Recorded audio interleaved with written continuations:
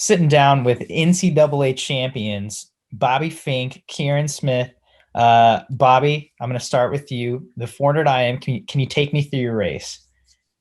Um, Honestly, going into it, I had no idea what was going to happen or how things were going to go throughout the race, but I knew on the fly I had to tell myself to stay calm. Like I think I repeated it to myself like 10 times just throughout the whole 100. And then on backstroke, I was just trying to keep my arm speed up. And then breaststroke was like the biggest shocker to me because I think I dropped like a second and a half from SECs. And it's not like my stroke actually got better.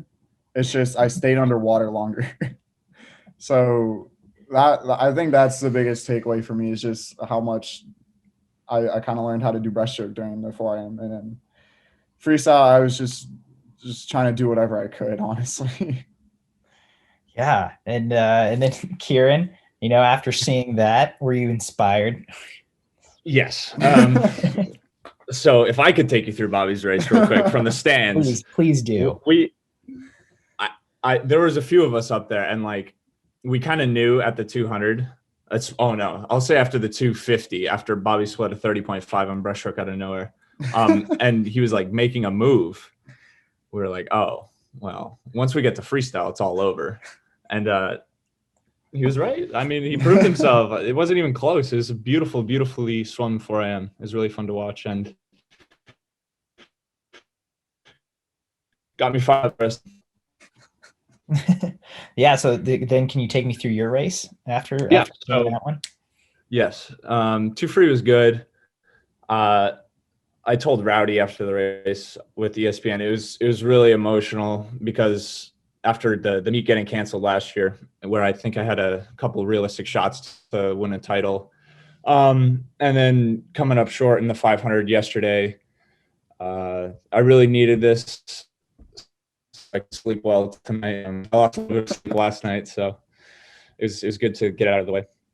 Can you take me through that 500? Because I think it was just all around a really bizarre heat. Yeah, it was a bizarre heat. So yesterday I had the 2 free relay, the 500 final about 20 minutes later, and then the 4 medley relay a little later on this session. And Coach Nessie gave me some brilliant advice. He said, "You're no chasing times," because at the SEC meet I was chasing a time, went out a little bit too fast, and it hurt me through the rest of the meet. I had to swim my 4am a little bit conservatively, and then I really didn't have much gas left for the 100 on the last day. So I started the way I kind of wanted to, but I was thinking a little bit too much on the first 200, 250 because Drew was out ahead, which I expected, but I was also kind of behind Jake, and I couldn't see Trenton over there going out 136. He next to me. Yeah, he could. And as soon as I turned my brain off at the 350 is when I started going really fast. So I think I just needed to get going a little bit earlier and could have gotten my hand on the wall first, but it's a learning experience. Yeah. And I mean, Bobby, really same thing. How did you feel about that 500 last night? Well, Trenton was next to me, and I was kind of glad because I was with Sean like the whole time throughout that race. So that kind of put me back into perspective that it was just Trenton going out really fast, and also with the rest of the field. So yeah, I was just kind of trying to stay calm throughout the first 250 and then try to pick it back up, which didn't fully happen, but I'll take it. So yeah, I mean, and I feel like everyone, certainly as a fan, we came into this meet thinking, all right, like, it's NCAAs. We're going to, like you said, people are chasing times. We're going to see some crazy times. And it's been a really up and down meet. And the winning times have not, been, I think, what some expected. Heading into this meet, well, first of all, what do you guys make of that? What do you kind of being at the meet and actually swimming in it, moving through it? What do you make of chasing times versus kind of where you're actually at physically and emotionally? I think it's kind of expected with what you said for the top times not being quite as fast as we're used to seeing it at NCAA, considering the pandemic year and everything, because you never know who's had to sit out for 2 weeks at a time. Like, there could be a number of swimmers that, had to take 10 days out of the water like a month ago. So you never know how the meet would shape up if we didn't have these circumstances. And as far as chasing times goes, I had some good times at SEC, so I'm just really worried about scoring as many points for the Gators. Yeah. It's been like a year since we've all raced each other, and we didn't even really race each other last year just because NCs was canceled. So yeah.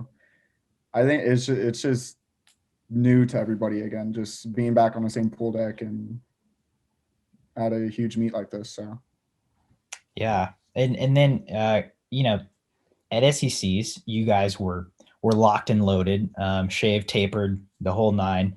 And then how do you get back into the flow those last few weeks, and then get ready again, given that context that it has been the pandemic year? I think it was all about having the right mindset. I think a double taper doesn't come down too much about like physically where you're at, because if you put in the work in the fall, you're going to be able to swim fast twice. And we've had some really, really great meetings over the past 3-4 weeks about how we're gonna have the sharpest knife throughout the meet, and how we're gonna be able to swim fast through 7 sessions.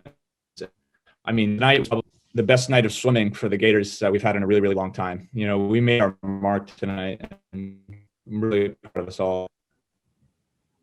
Yeah. Yeah.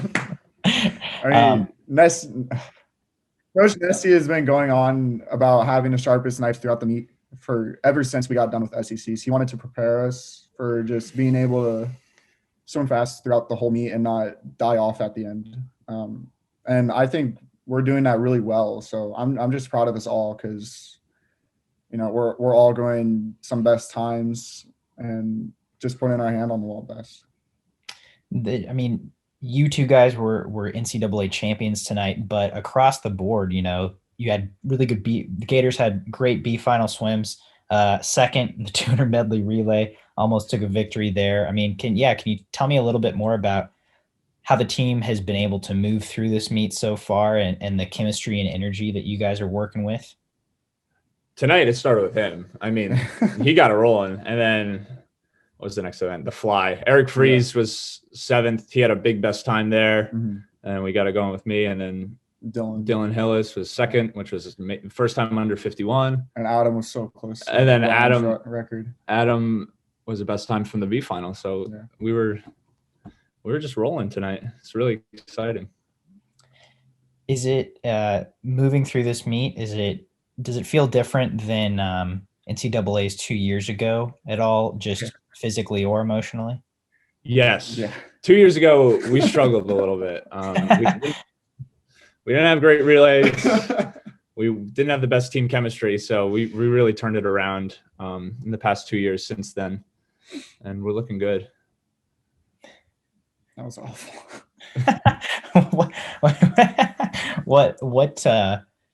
I mean, just for you guys personally, what made 2019 so? You had a good NC. That was all right. Yeah. 2019, it was like I think what happened in 2019 is that we won the SEC championship, and then I think a couple we also had a lot of swimmers make the meet at our last chance meet, which was like 2 weeks before NCAA's, which wasn't great. And then I think a lot of people kind of lost focus of what the end of the season held for the NCAA meet. Like, we kind of won the SEC meet, and we didn't have the same spark that we did at that meet at NCAA's. Bobby, anything to add? How'd you swim at NCAA's 2019? I think I did pretty well, like, the more I look back on it, we took like SECs as like our championship meet, and going in these folks, and it's comparing it to this year, it's literally mind-boggling.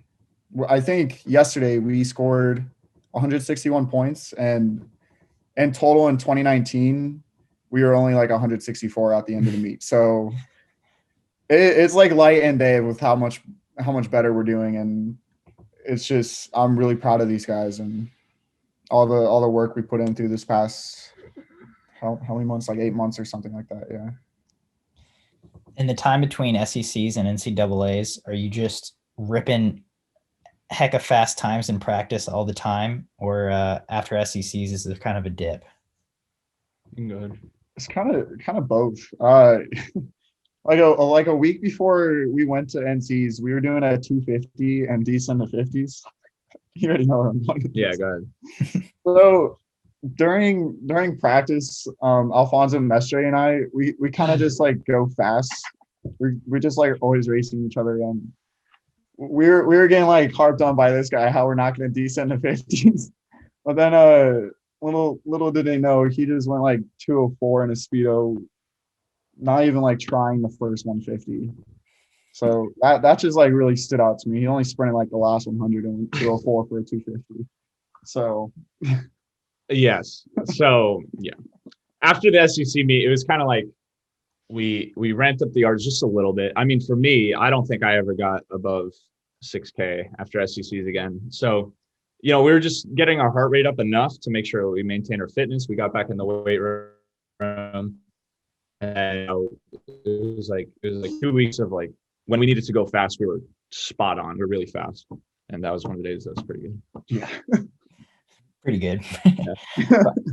Bobby is someone who will swim the mile tomorrow. Kieran mentioned I didn't get above 6K. Did you? What did your yardage look like for those couple of weeks? Yeah, I was definitely above 6K, but I did not reach 7, which I was happy about. But I think I had to go up a little bit in yardage and maintain there for a little bit longer than what I did for SECs, just because I had to maintain a good endurance. But I think it's obviously the right thing to do. I'm doing a lot better at this meet than SECs, and I didn't even do like bad at SECs. So, and I'll take it. I'll just trust whatever Coach Nessie throws at me. Well, Bobby, Kieran, congrats on great nights, and thanks for sitting down to chat for a little bit. Thank you. Thank Coleman. you.